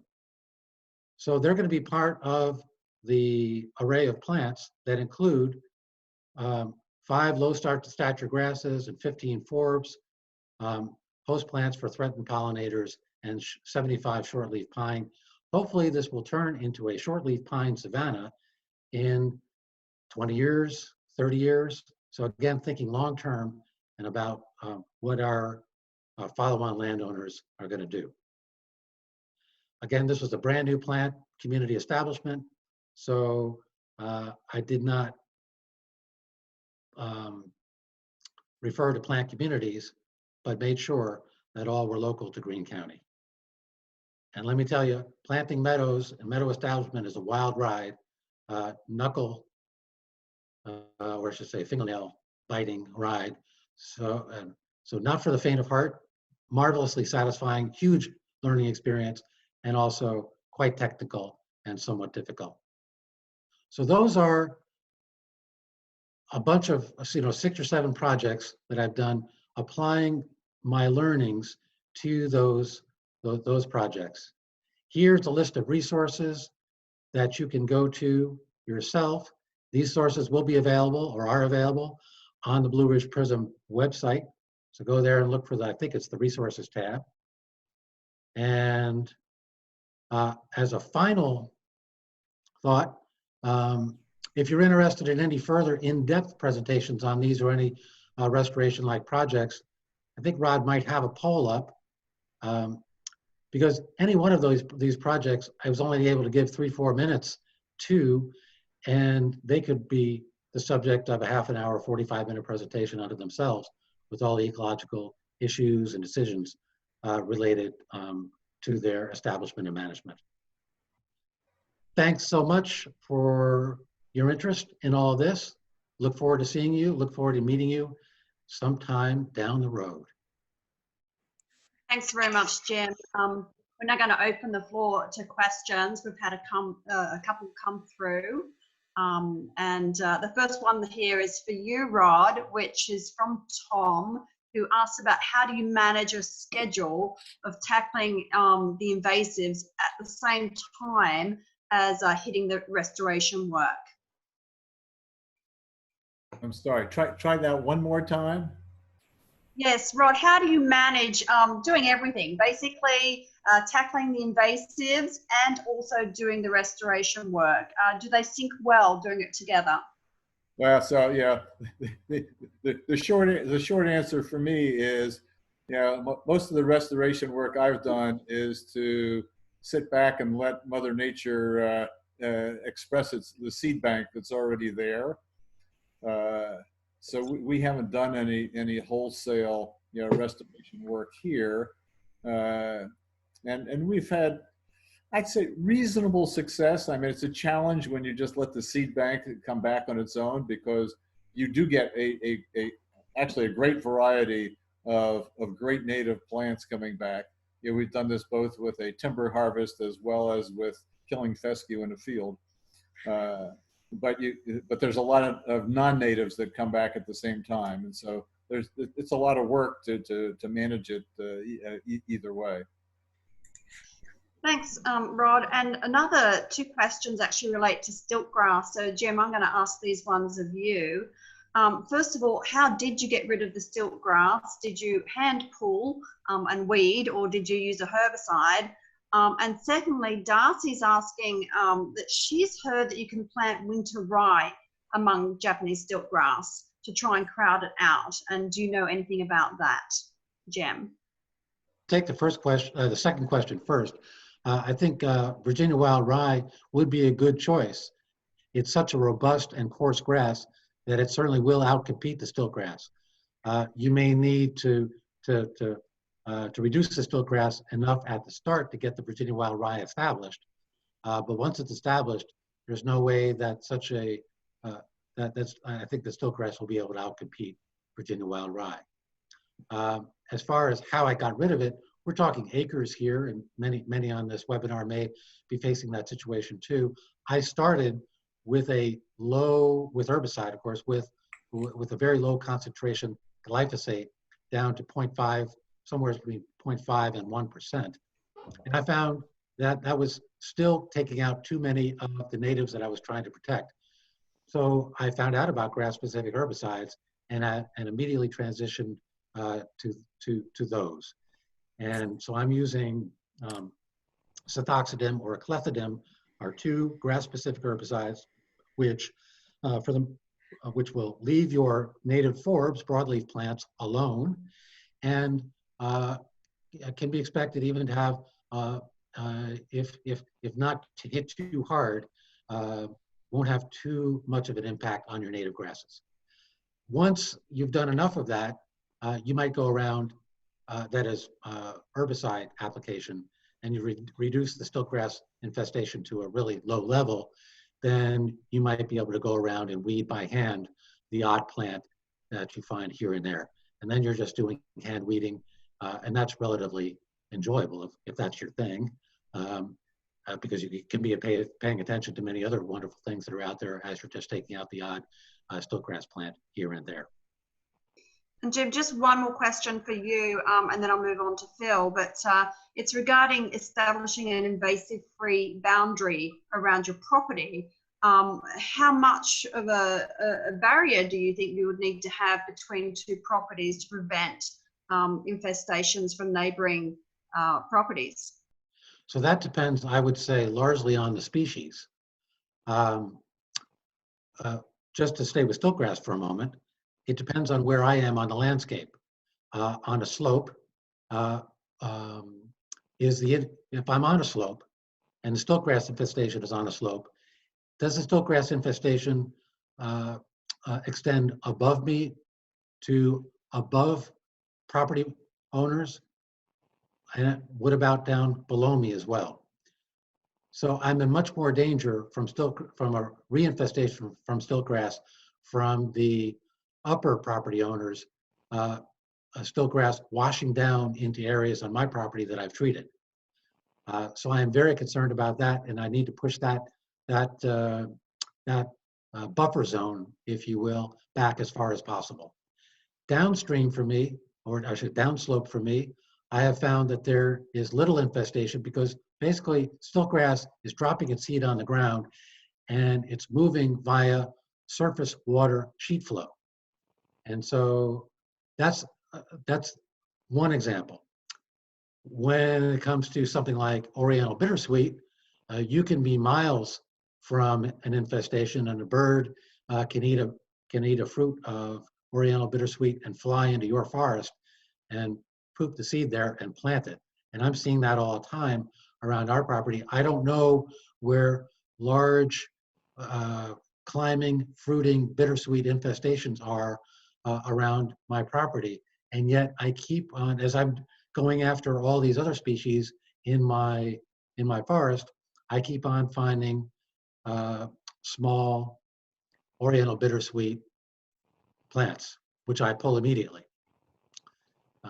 So there's a full range there. Japanese honeysuckle will be, I think, a similar situation. Birds will fly the berries in. What I've found is that the Japanese honeysuckle berry, the birds tend to fly them shorter distance. I don't know why that's the case, but I tend not to see them in an intact forest once I've removed the Japanese honeysuckle in the interior of that forest, whereas I will see Oriental bittersweet seedlings. I think I'll leave it there because I could go into a lot of detail on any given species and how it tends to behave around property boundaries. Thanks, Jim. And yeah, we are running out of time. So the last question I'm going to direct towards Phil. And it's from Michelle, who's asking, are there any benefits to removing downed trees and other debris from land initially so that you can get the invasives under control? I would leave the down trees. That's a lot of plants need down trees to seed in, and it keeps the leaves from blowing away that are going to develop the duff. It's kind of like the way the forest mulches is with dead tree debris and leaves. So if they're in the way, you might fell them so that they land completely on the ground and they're not elevated upwards. I don't have a problem with doing that, but it's really best if you leave. The woodpeckers would appreciate it too if you did that. Thanks, Phil. Ashton, we can hand over to you so you could wrap it up for us. Sure. Thank you so much, everyone, for joining us today. And thank you to Phil and Rod and Jim for speaking today. Our next quarterly meeting is going to be on January 15th, and that will most likely be via Zoom as well. Carolyn will also send out a follow-up email with a list of resources from this presentation. And in the meantime, if you have any questions about this presentation or anything else about PRISM, please feel free to send us an email. You can email info, I-N-F-O, at blueridgeprism.org. Again, that's info@blueridgeprism.org. Thank you so much for joining us, and we will see you online another time. Thank you. Thanks, everybody. If you haven't filled out the last polling question, perhaps on the way out, you can answer that one too. Thank you. And finally, the next quarterly meeting actually be in July. Did I say June? You actually said January. I said January. It'll be in July. It'll be the next quarter, July 15th. Just didn't want to have people waiting all the way till then. Yeah. It's not the quarter of the year, it's the quarter century meeting. Yeah. Whatever. Sounds great. All right. Thank you, everyone.